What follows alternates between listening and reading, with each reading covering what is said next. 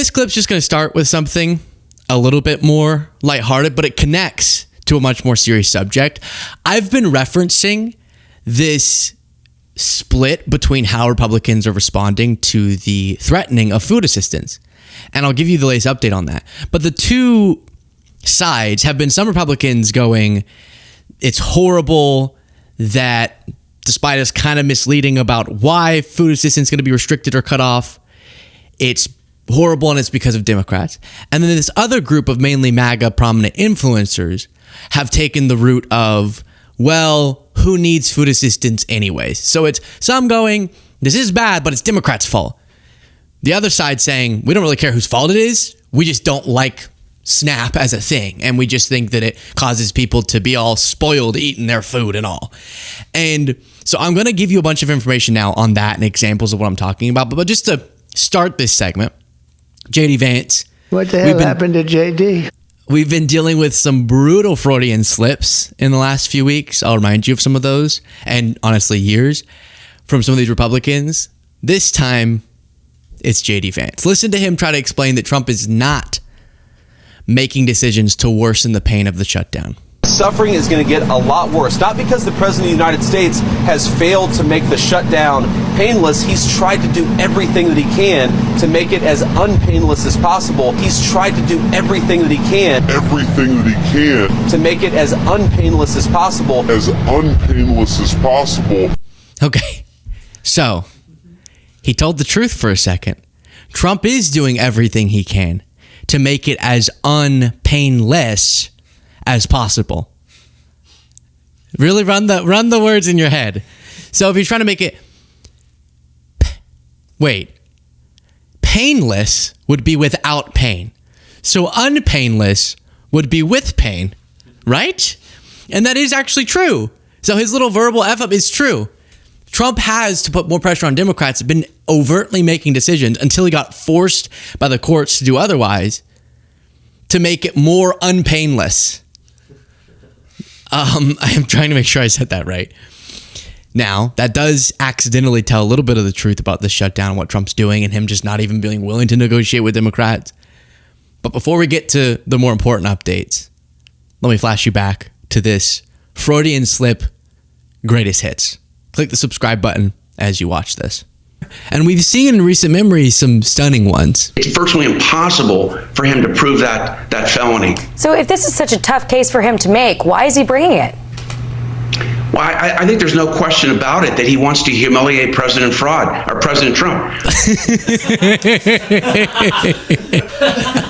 He wants to humiliate President Fraud. While we continue through this, please do if you appreciate the show. Well, that's awkward. I didn't know there was another subscribe plug in the flashback. Oh, I'm sorry. Click the subscribe button. I appreciate all of you. All of you. Then this. Yeah, and Rob, I want to thank you for giving me the opportunity to talk about this on your show, and I'm happy and honored to endorse Donald J. Trump for president. Donald J. Trump. Then you remember this Alina Habba one? That's, I think, why people get nervous with Trump. He doesn't do what's popular or what's right. Or what I should say he only does what's right. He doesn't do what's popular. He doesn't do what's popular, that's for sure. Okay, we're just going to keep, let's see, what about this? It's all of these they do not live up to Ted Cruz saying while they're fighting against full transparency relating to pedophiles with Epstein, he says, let's stop attacking pedophiles. But still stunning moments here. We would have an annual threat hearing, and my ranking member would always be bringing up white supremacy, which, I condone. I condemn.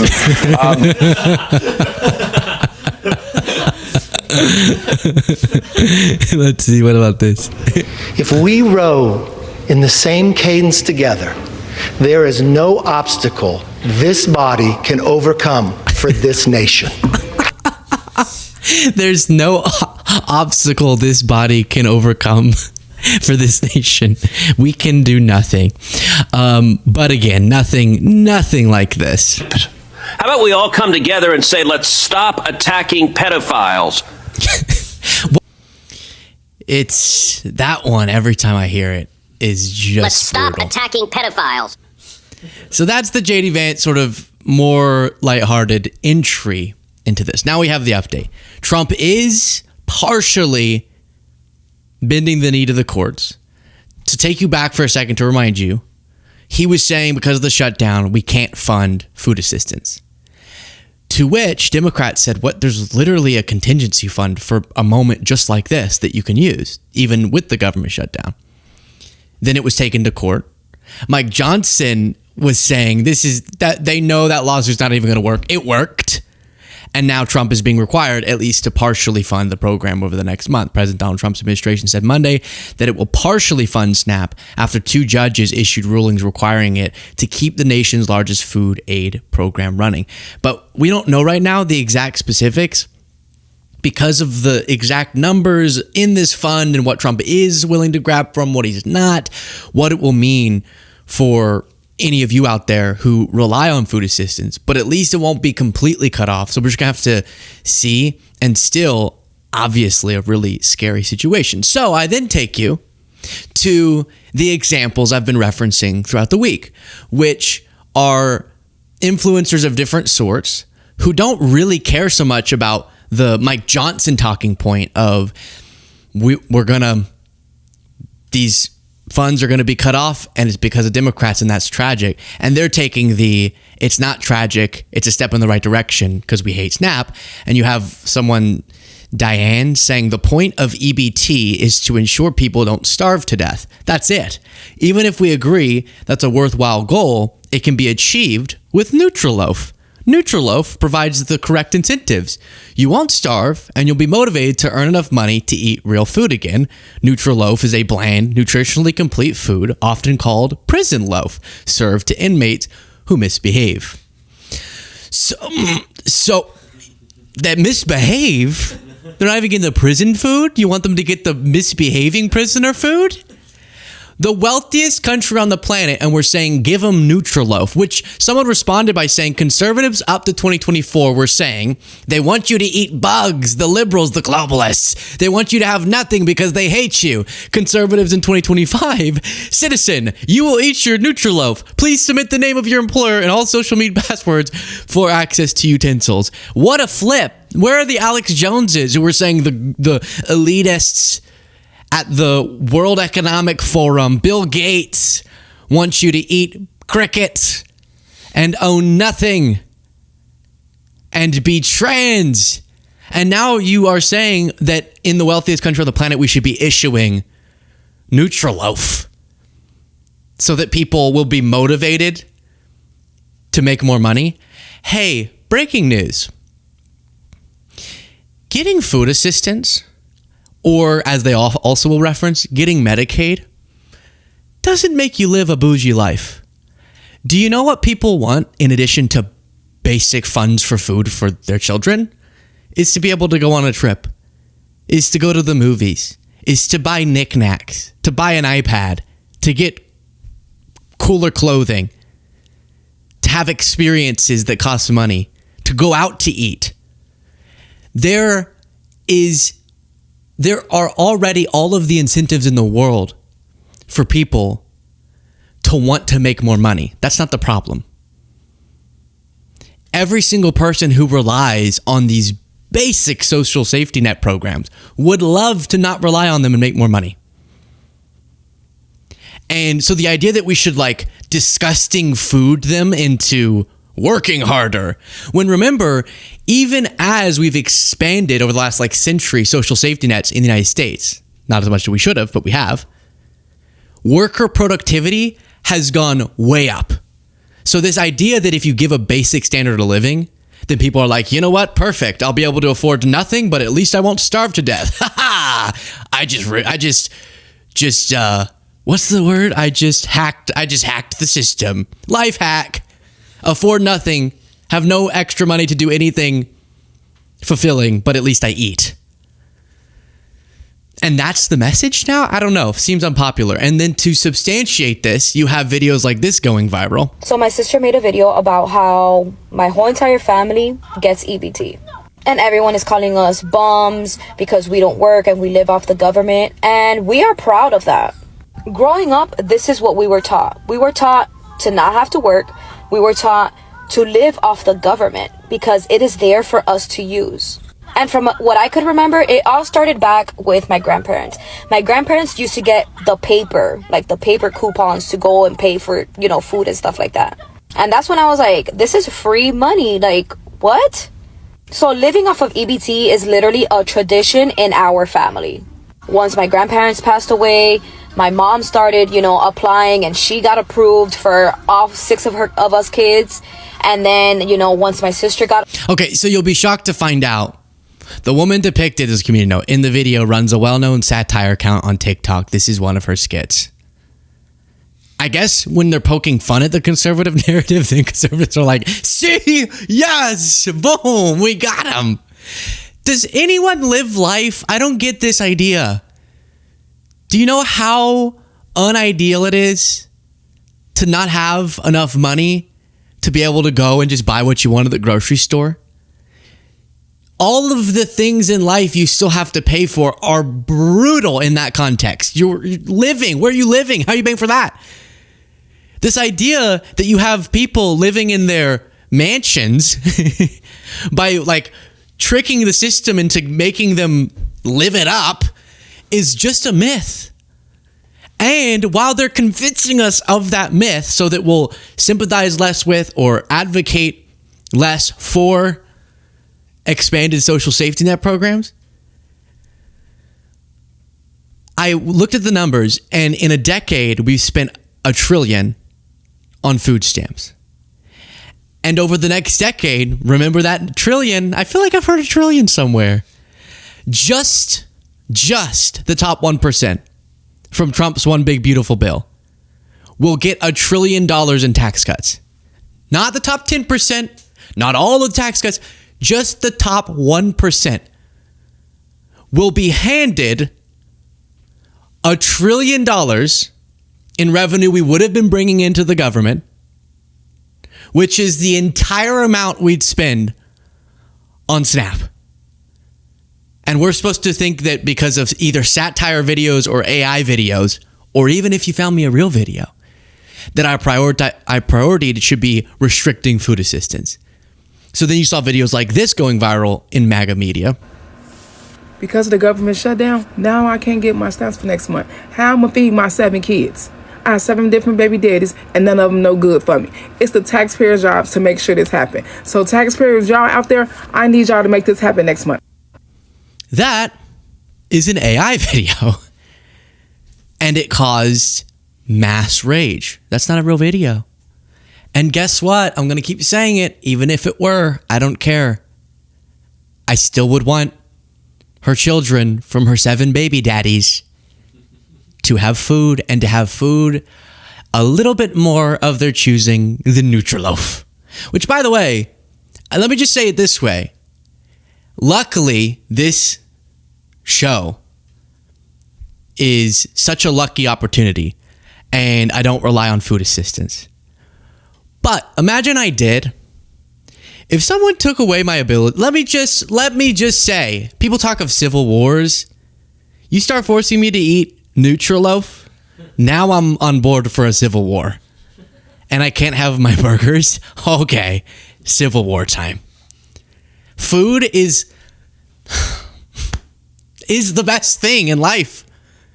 And like people and stuff. But food, that's why we do this, no? Just waiting until my next meal. If it were Nutriloaf, I'm rioting. So anyways, that's a side thought. But that was a fake video. Then Ryan McBeth, who's a contributor on Newsmax, had to call out his own network for running with stories like that and others. Is this video of a woman arguing about food stamps AI generated? Now, this actually popped up on Newsmax, which is a cable news company I work for as an intelligence analyst and security contributor. And yes, you can grab my Intel Life shirt at Bunker Branding. Specifically, the show it came up on was Carl Higbee Frontline, which I have appeared on before. So let's watch the video that was played on Newsmax first. Y'all ain't hearing me. They cut my food stamps. I ain't paying for none of this shit. I got babies at home that gotta eat. You think I'm just gonna leave my cart here? Hell no. I ain't paying nothing. I'm walking out with it. try and stop me. Now I have to start. Okay, the answer is yes. That was also AI, but hell nah. That was so forced. That's when I was like, try to stop me. And again, that was an AI generated person. You can't just steal the food. But if she has babies at home, even in AI world, I want her AI babies to have food. Is that so crazy? Oh, but we depicted her to look larger. I want her babies to have food. Her AI babies in the AI world. When did we forget about them? Everyone's talking about how we shouldn't care about that lady because she's AI. Well, I still care about you. Hell yeah, is what I say. And I care about your AI babies. And I want them to get AI Nutriloaf. Then you had more Newsmax. We talked about this. There are 42 million people in this country that need food stamps on a weekly basis. And we're saying people deliberately instead of Americans because most of the people that are on food stamps aren't even from this country. That's so tricky how they're doing this. Again, I don't know. We went through the numbers. Is he doing percentage of people of that ethnicity who rely on food stamps? Hey, why don't you say the other number, bubby, Mr. Finnerty? You also look really AI, by the way. Not just on the topic. While he was talking, I was like, is this AI? This is real. 90% of SNAP recipients, 90% are American-born citizens. Not just citizens, American-born. And then we looked at yesterday, it was like 5 to 6% are naturalized citizens. So another red herring. Take it away from the Afghan immigrants. It's so interesting how they're able to create these justifications. And just remember this. By watching AI videos, satirical videos, or putting up stats about Iraqis. Haitians, oh no. Remember what they said about Haitians. Let's not even get them started on that. They will trick you, MAGA, into cutting basic programs that just, even if you don't rely on them, makes our communities better. You don't want to live in communities where people can't eat. You don't want to live in communities where people don't have basic necessities and they have to resort to other means to get their basic necessities. You don't want to live in those communities. So even if you don't rely on them, this is in your interest too. And they'll convince you to cut those programs, make your communities worse, while they give that exact amount to the top 1%. And Coulter responded to Josh Hawley saying we cannot let 42 million Americans go hungry. Which, take that down for a second. Imagine me saying to you, some Republican senator, it doesn't matter, some person wrote a story saying we can't let 42 million Americans go hungry. And you would go, well, that's a dumb thing to write because obviously, who would disagree with that? Ann Coulter would. And if you know anything about Ann Coulter, she gives off sociopath energy, just to be frank with you. 40 million of them, she responds to that article, could get jobs. So in her world, the 42 million Americans who rely on food assistance, all of them are just sitting on their bums. But another, hi, Ann. Hi. Stop, get off my screen. Another community note. According to the U.S. Government Accountability Office, about 70% of adult SNAP recipients work full-time. Full-time.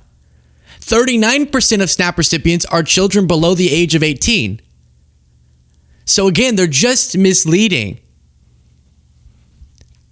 to convince us to hurt our own communities. Honestly, this all ends up helping the wealthiest tip top. This is a totally random clip, but I saw a MAGA account post this clip of people at some game. This looks like maybe the Oklahoma game. Something, or does it say Roll Tide? Is Alabama? Kneeling, sometimes they'll run out of the locker room and then kneel down and pray. And look what this MAGA account said. Breaking. Liberals are melting down as Alabama's entire football team is going viral for their pregame ritual of kneeling in prayer. What liberal melted down? Like every team does this. A bunch of players go and kneel and pray. Who's melting down? And I bet, speaking of foreigners, I bet you this USA News account is not run by someone in this country. I'm just telling you. There was somebody who said, it was like, yeah, that's right. I'm an American and I love Hitler. Whenever the Nick Fuentes thing was coming up or something. Literally. I wish I had pulled it up. The post was, that's right. I'm an American and I love Hitler. And then you just looked at the information on the account and it was based in Pakistan. I think it was. Not an American. So what does that mean? There's all sorts of troll, bot, etc. social media users across the world and in the United States who are just trying to stoke division. And people fall for it too. I'm sure a lot of the AI videos were made just by Putin or something, or Lavrov. Lavrov probably made it to get people upset, and it works.